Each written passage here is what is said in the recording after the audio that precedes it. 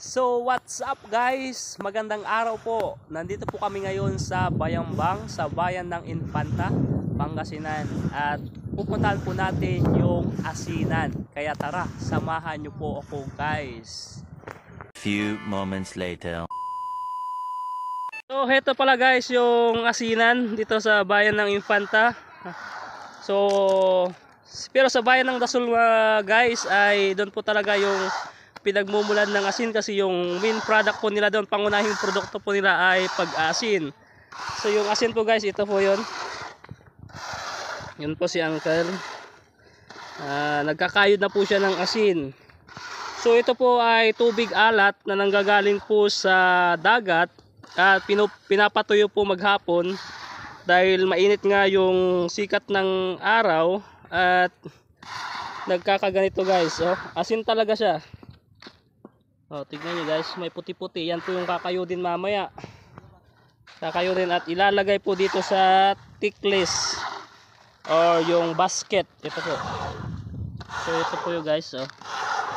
Yun. Kakayodin po yan isa-isa. Ganito po yun. So yun guys. Ito pong biladan. Dati po itong fish pan. Tama po ba Uncle, dati ng fish pan ito? Dating fish pan kapag matubig. Ano? Pag tag-ulan, fish pan po ito, fish pan. Pero kapag tag-araw na, mainit na, ginagawa na po itong asinan at meron po siyang tiles, ano? Nilalagyan po ng tiles para sa asin. Ito po yung guys, yung asin na nabilad na, no? Nilalagyan na po sa kuan. Parang buo-buo po siya, malaki. Malaki po siya.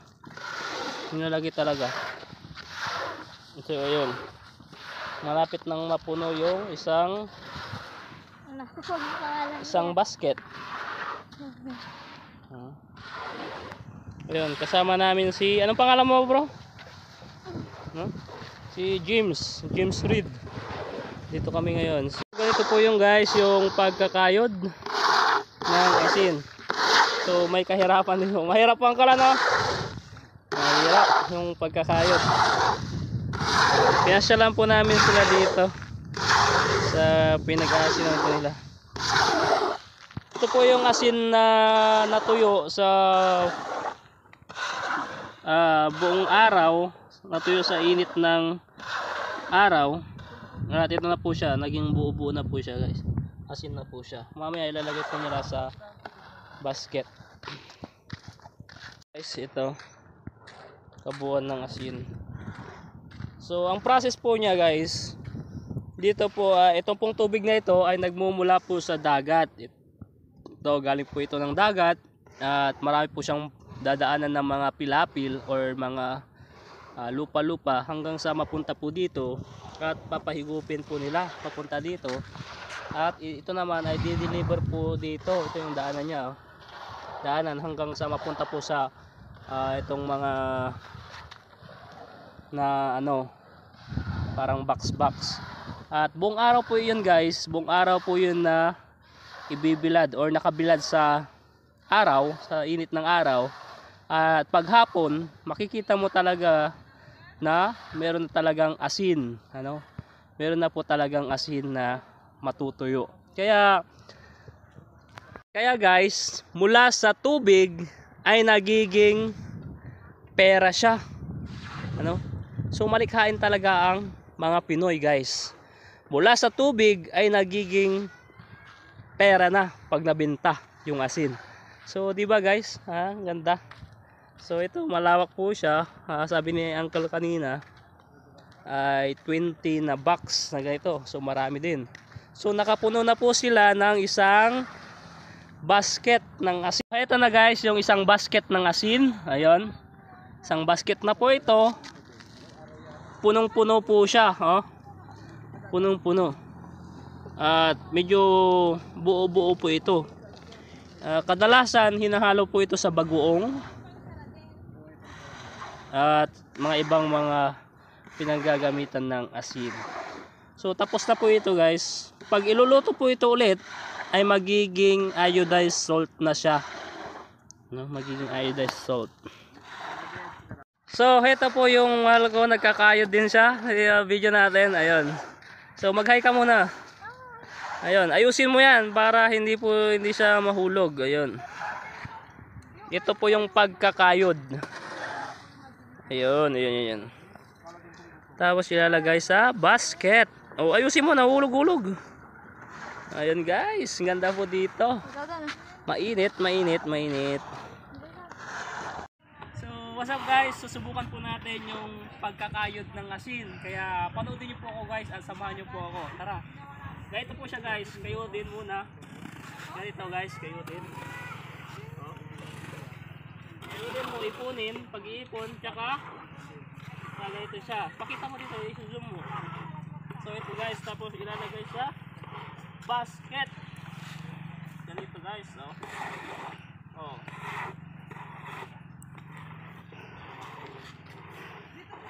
Sarap. Pupunuin ba to? O kulang pa to? Ha? Okay na to. So nakapuna na tayo ng isang basket guys. So panibago na naman ito. Ulitin natin.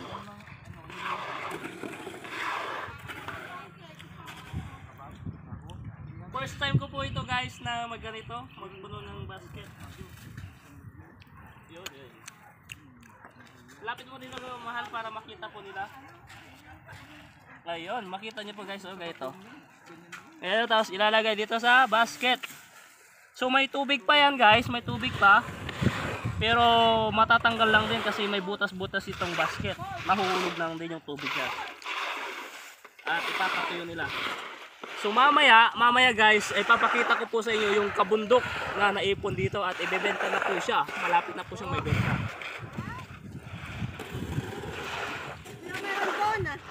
Guys, puntahan po natin yung naipon po nila na asin dito po sa pinaruruan po namin.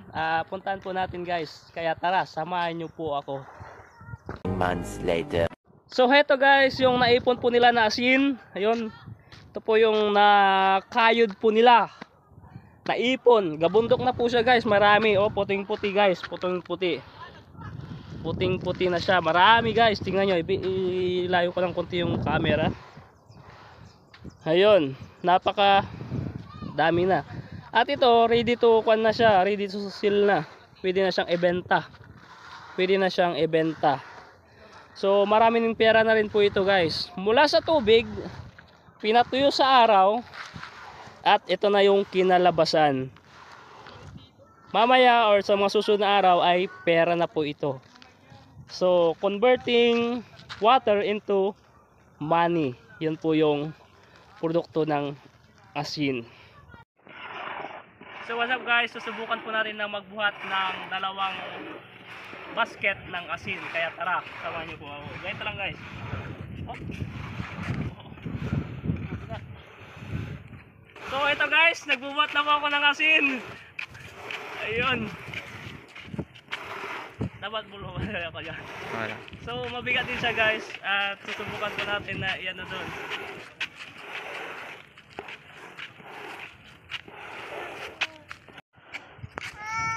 So nagbubuhat ako guys. Dito magbubuhat ng asin. Ayan. Talagang mabigat siya. Ayan. Kaya samahan niyo po ako guys at ilalagay po natin doon sa bundok. Ito yung pagbubuhat ng asin.